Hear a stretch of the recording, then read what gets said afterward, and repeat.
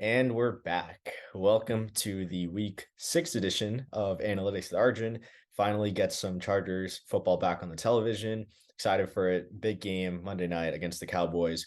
As usual in this video, I'm just going to be going through a kind of a scouting report of the Cowboys, looking at where they've done well, where they've struggled. I'll look at some of their tendencies that the Chargers can pick up on and all that fun stuff. Really excited for this game. Obviously, prime time first primetime game, I think, for the Chargers. Should be fun. Herbert versus Dak will always be fun to watch. And honestly, like for this video for the scouting report, there were some things that there are some predictable tendencies for the Cowboys that I think are pretty interesting that we can talk about. I guess like before I get into that, it is important to kind of like think about what the Cowboys are. 3-2 with losses against the Cardinals and 49ers. The three wins have all been blowouts. They blew out the Giants on prime time, blew out the Jets, and then they blew out the Patriots. And all three blowouts like were pretty convincing blowouts. So this is a team that, when they win big, but they've lost, and they lost against a subpar Cardinals team, and then they got their shit kicked in by the 49ers. There's no other way to put it. So I think going into this game, I mean, the Cowboys are a pretty mixed bag. Like no one really knows what they are. Their defense is probably good enough to, keep them in that elite tier. Their offense has kind of been stagnant. We'll get into that starting now. So I'm going to share my screen. You can see this is the Scout. Obviously, it's a tool I've been using for the whole season. Basically, a scouting report I created. If you go to my Twitter, at ArjunMenon100, you'll find it in my pinned tweet. Not necessarily sure if the server is still acting up. I hope it works for anyone that tries to use it. But yeah, let's get into it. So the Cowboys, we're going to be using only 2023 data. So we only want to look at their offense when Mike McCarthy's been calling plays. This is like it's an above average offense, but it's not that impressive. They rank 10th in EPA, 11th in success rate, 11th in EPA per pass, 13th in EPA per rush. They have a negative pass rate over expected. So under Mike McCarthy, predictably, they are running the ball more than expected. They have the 20th highest explosive play rate in the league and the 19th best EPA per play on early down. So they're not doing a great job of staying ahead of the sticks. I mean, their success rate is 11th, but they're also like averaging a negative EPA per play. So on first and second downs, they've lost points technically every time they've snapped the ball. And so that's, I think, what's indicative of the Mike McCarthy offense. They're focused on gaining 4 yards. They're trying to get to 3rd and 2. They're trying to get to 3rd and 3. They're not prioritizing explosives like they have in years past with Kellen Moore, which, as Chargers fans, you guys can be happy about that. So when we look at some of their run pass splits, again, looking at any big tendencies, the big one, 3rd and 1, they've had 7 plays. They've run it on 6 of them. So 6 out of 7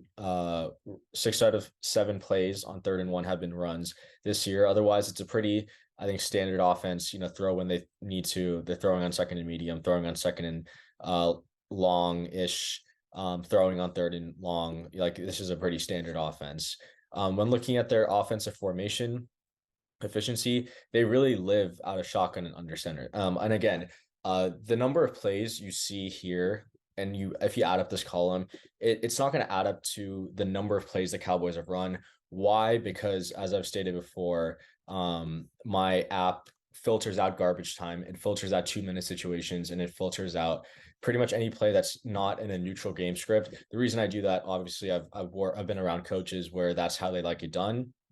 And since the Cowboys have played and have won 3 games where it's been an utter blowout, there are a lot of plays that haven't been included in here. But again, we are looking at neutral game scripts, which, given that the spread for the Chargers Cowboys is like 2 points in favor of the Cowboys, I think that's the right way to look at it. So again, the Cowboys mainly a shotgun and under center team. They are very, very good as an offense from shotgun. They are 3rd in EPA, 5th in success rate, 2nd in explosive play rate. And then under center, you can see they're 14th in EPA, 4th in success rate, but 28th in explosive play rate. So again, usually the difference, if you have a low EPA and a high success rate, that just means you aren't creating explosives. If you have a high EPA and a low success rate, that means you are creating explosives, but you're not very good on a down-to-down basis, if that makes sense. Looking at the run pass splits by offensive formation, if they line up in shotgun, it's going to be a pass, or it's most likely going to be a pass. They passed on 81% of their offensive plays from shotgun in neutral game scripts. From under center, it's probably going to be a run, but a 61 or 62-38 split isn't something that like I would be too confident in saying like, yeah, this is going to be a run. They've passed 11% more than expected from shotgun.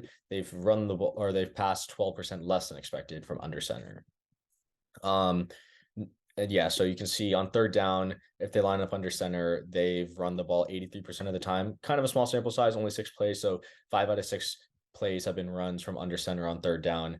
And yeah, I mean, they're only going to line up from under center on 3rd and 1. Otherwise, it's been shotgun and empty the rest of the way. Looking at their personnel, they do mix it up a little bit. They've mixed it up more this year than they did under Kellen Moore. Under Kellen Moore, it really was just 11 and 12, similar to what the Chargers is right now that I talked about last week. They run 11 personnel about 53% of the time in neutral game scripts. They run 12 personnel about 15%. They run 10 personnel about 10%. They run 21 personnel about 7%, and you can see the rest 13%. 13 personnel is 7%, 22 personnel is 4%. And I mean, if you look at the table, there's a lot of green. There is a lot of green here. The only one thing they're really below average at is throwing the ball from 12 personnel.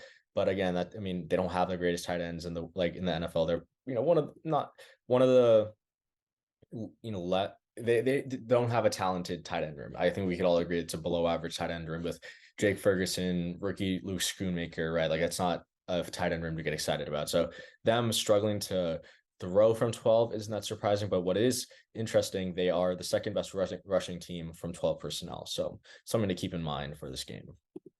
And there are some very notable run pass splits. When I talked about at the beginning of the video, this is kind of a predictable offense. Like when they've come out in 11, they've passed the ball about 77% of the time. That is a tendency.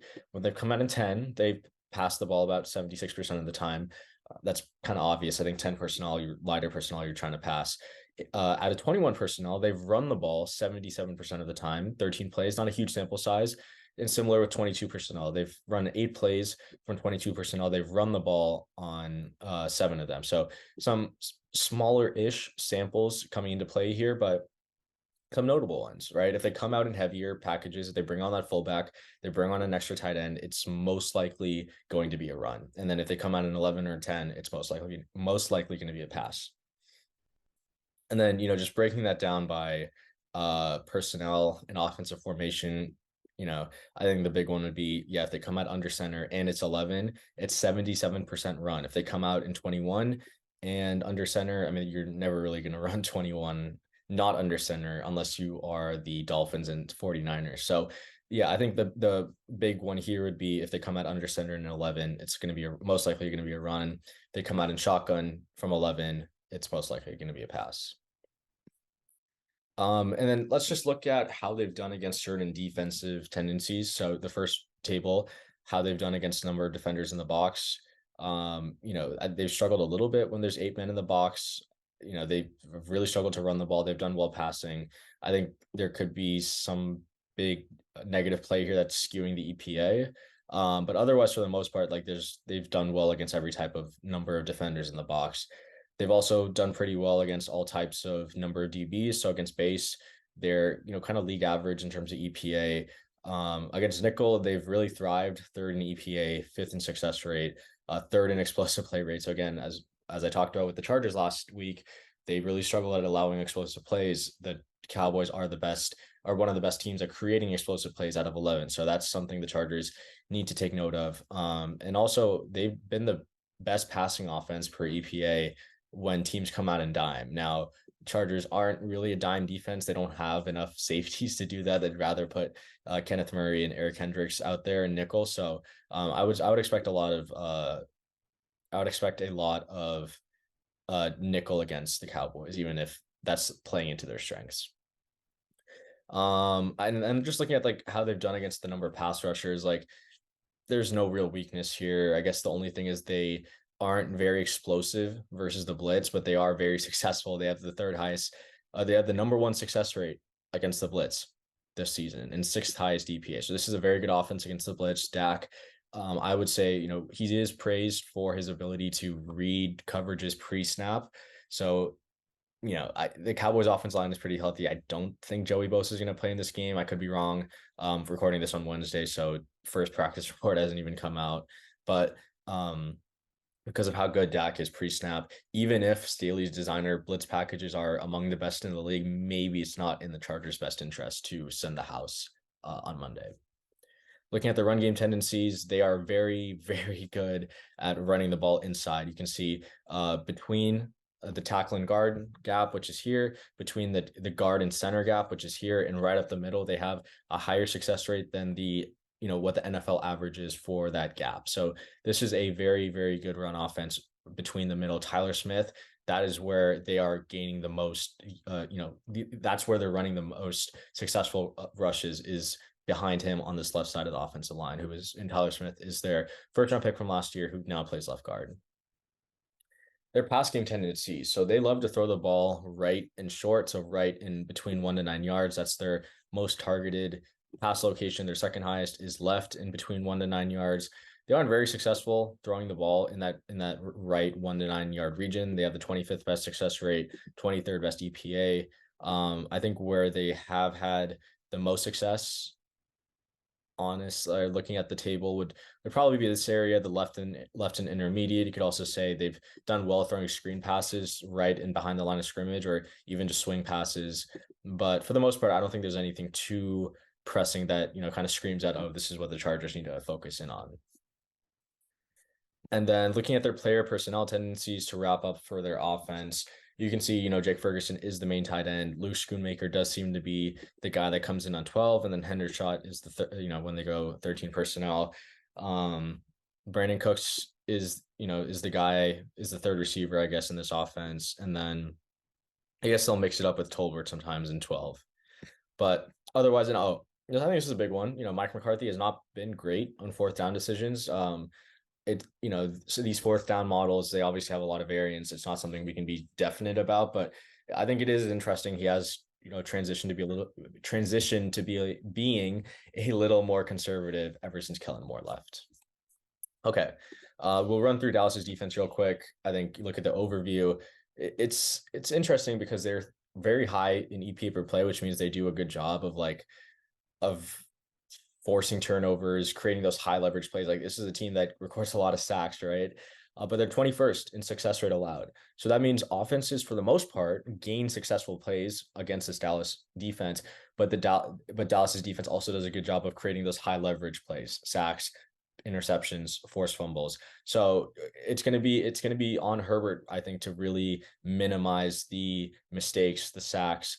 He's done a good job of not putting the ball in harm's way this year, but Dallas is going to try to create those high leverage plays, and the Chargers just can't allow it. Cowboys love to come out in their 3-3-5 look. They're okay. They have a pretty good EPA, but not a very good success rate when coming out in that personnel package. You can see they use 3-3-5 mainly on first down, 3-3-5 on second down. On third down, they come out in their dime package. So that, we'll talk about the table here, but they love to run dime. This is a defense that has paid three safeties. They've paid Jaron Kearse, they've paid Donovan Wilson, and they've paid Malik Hooker. Now, I think one of them, I keep forgetting. I always mix them up. One of them, I think, got hurt. But this is a dime defense on third downs. Like, they are going to play dime. They play dime on 57% of their third downs in neutral game scripts. So, they are going to bring that third safety on. That helps with blitzing. That helps with some of their tackling. Your Chargers can counter that by going 11. But again, as you can see in this table, they are a nickel and they are a dime team, partly because of how good they are with their safeties. In nickel also, it's interesting. They have the worst success rate allowed of any defense from nickel this year. Teams are able to move the ball when they go nickel. They don't allow a lot of explosives, but they allow teams to pick up positive yards for the most part. And I think you can see here they also struggle at stopping the pass when the Cowboys are in nickel. So I think those are some things to keep in mind. And yeah, you can see here number of DBs by down. They've run dime personnel on 20%, or they've run dime personnel on 67% of their third downs. Um, how do they like to match personnel groupings? When teams go 11 on the Cowboys, they like to match it with dime. Like that's interesting. Like I never would have thought of that. They like to go dime against 11, against 12 they like to go nickel, and against 13 they're going to come out in base. But for the most part, they only go dime when teams come out in 11 personnel, which I think is pretty interesting.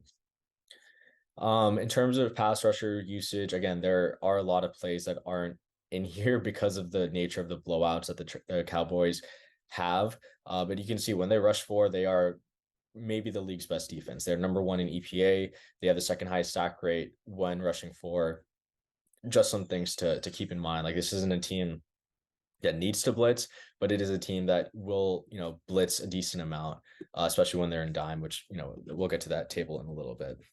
Um, yeah, so blitz rate by down, like they don't need to blitz, right? Like again, they've only, and my definition of a blitz using public data is just five or more rushers. Like they could send simulated pressures, they could send mugged linebackers up the middle, like, but just by the definition of five plus rushers, they don't blitz very often on any down. They do have a somewhat high blitz rate when in dime compared to other teams if they come out in dime. So that's one thing to keep a note of. But out of base, if they come out in base defense and the other team drops back, they've blitzed on every single play, which again, that could just be something to take note of. It's small sample, could just be some variance there, playing some bad offenses, try to get the QB rattled, but something to keep in note. And then finally, we can just look at their pass game tendencies, or how, where they've done well at defending the pass. So they are really good in that short 1 to 9 range when teams throw left and right. You can see number one EPA when teams throw left between 1 to 9 yards, and they have the number one EPA when teams throw right between 1 to 9 yards. So I think this is a game where you kind of need Herbert to throw it a little bit deeper down the field. That is where the Cowboys' weaknesses. They just lost Leighton Vander Esch, which I think which is important. You can see they rank 25th in EPA when teams throw right and intermediate, 24th in EPA when teams throw middle and intermediate, and 20th. So they are below average in every facet of the field when teams throw between 10 to 19 yards. So it could be a big Josh Palmer game, could be a big Quentin Johnson game on some of those on those inbreakers, big Gerald Everett game. You just need guys to make those plays in those intermediate situations. Okay, we'll wrap up with some more Cowboys defensive tendencies. This is a pretty cool table. It's made by this guy. He goes, I think it's you can see it at the bottom here at Football Insights or fball_insights. Just looking at some team defensive tendencies. I'm not gonna lie, this isn't PFF data like I normally use, so I trust it enough because he posted it. But it's not, again, this is not my representation of what the Cowboys do defensively. But I wanted to just highlight the Cowboys by this table. You can see they have the highest rate of man coverage in the NFL this year. They also have one of the highest rates of one high looks this year. So what does that mean? You're going to see a lot of man. Like even without Trayvon Diggs, Dan Quinn likes to play, is going to want to play man this season.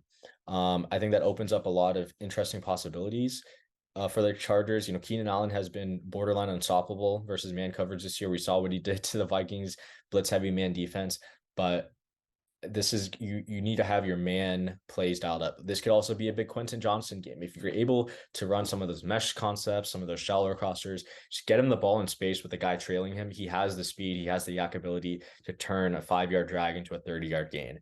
So again, you're probably going to see a lot of man. You're going to see a lot of one high. You're going to see that extra safety in the box. So it really is up to the Chargers. And I actually do have that table here. You can see the Cowboys are ranked number one in terms of heavy box percentage among all defenses on every single down, pretty much almost every single down. So again, you're going to see heavy boxes. You're going to see man. This is going to be a physical game. They basically bet on their defensive line to get to the quarterback before their coverage breaks down. So it's up to Keenan, it's up to Quentin, it's up to Kellen Moore to call a good game. So I think that's just something I wanted to highlight. And then finally, this is a graph I made today. It's basically the x-axis is we're looking at this from a defensive perspective. We're looking at how many are the percentage of runs that defenses face when they come out in a too high shell. Now, like I talked about, like I just showed, the Cowboys only play too high 29% of the time, according to this table. So that's kind of why the Cowboys are all the way to the left. But what's interesting is the Cowboys have like a higher than 50% success rate allowed on rushing plays when they're in too high. So what does that mean? If the Cowboys come out in too high, which is something they don't normally do, I'm not opposed to Herbert checking into a run because the Cowboys have struggled when they line up in too high pre-snap. They struggle at stopping the run. And so if you see that look, attack it. And you don't, there is no Leighton Vander Esch in this game either. That's a big loss for them. I know linebackers don't matter, blah, blah, blah, analytics, blah, blah, blah. But the data is clearly showing the Cowboys struggle at stopping the run from too high shells. So if you see that look in the 2nd and 8, it's 1st and 10. I don't mind Herbert checking to a run. You should get Austin Eckler back. That should help the run game. So just some things to take a note of. I know people in the Guilty as Charged Discord and even in my comments are saying, give some recommendations for what the Chargers can do. That's what they should do. I think checking into runs when the Cowboys come out in too high should definitely be a priority, even if it is taking the ball out of Herbert's hands. I think the data is just showing that the Cowboys do struggle, even if it's somewhat of a low sample size. The injuries that the Cowboys have suffered, I think, will play into the Chargers' favor there. All right. I hope that was helpful. This was one of the better scouting reports I think that have come out just because of the number of tendencies the Cowboys have, the number of things that they do that are different that kind of stand out in this manner. Again, I hope everyone enjoys kind of the scouting report videos that I'm able to put together. Open to any feedback in the comments or in the Discord or on Twitter. Don't feel shy to hit me up. But I want to thank everyone for listening, and hopefully the Chargers pull out the win this week. And as always, Bolts up.